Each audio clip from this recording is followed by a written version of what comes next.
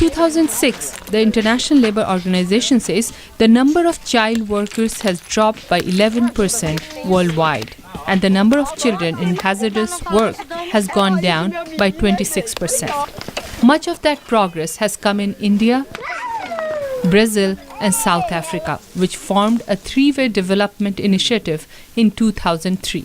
Sudhanshu Joshi is the director of the International Center for Child Labour and Education. He recalls the situation in India's textile industries 20 years ago. I was really shocked to see the situation, that how children who were trafficked from the eastern part of India and from Bihar and from Nepal were kept as slave labor. But now the Indian government claims the weaving industry is free of child workers and says it has a strong programs in place to provide children with educational and vocational training. Joshi says India's progress is largely due to social action by the government and constant vigilance of the civil society. Now, how do you do this globally? To do this globally, to achieve this globally, it is very, very important there is a strong civil society. According to Joshi, international donors should concentrate their financial and technical support on the countries with the worst problems. Philippe Egger of the International Labour Organization says outside donors alone are not the answer. Egger says while the ILO has offered direct assistance to reduce child labour in many countries, India, Brazil and South Africa have done a good job by enforcing their own legislations. This is not only a donors in the north helping countries in the south to implement program matter.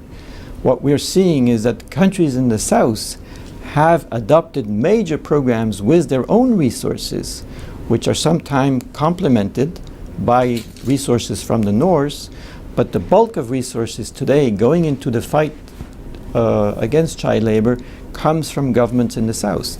India, Brazil and South Africa are also helping their neighbors. Brazil helped the government of Ghana design a program much like Brazil's Bolsa Familia scheme, which provides financial aid to poor families as long as their children attend school. The three countries also financed a project to fight the worst forms of child labor in Africa's Portuguese-speaking countries. India and Brazil and South Africa are very strongly seen as sort of the motherboards of development initiatives in their respective continents, in Asia, in Africa, and in Latin America. During a recent panel discussion on child labor in Washington, D.C., labor ministers from India, Brazil, and South Africa shared the challenges they have faced and the lessons they have learned.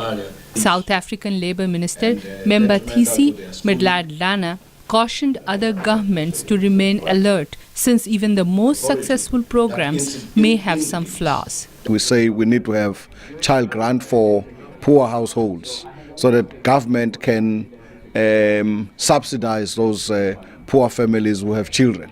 But the problem with that is then some of these young teenage girls get pregnant because they have no employment, they are not in school.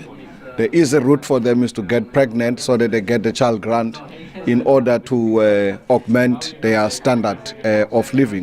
Experts fear that the progress made in the fight against child labor can be undone by global economic crisis. According to the ILO, child labor is a cause and consequence of poverty and can only be dealt with by bringing prominent global actors together along with greater financial commitment. Vidushi, Sinha, VOA News.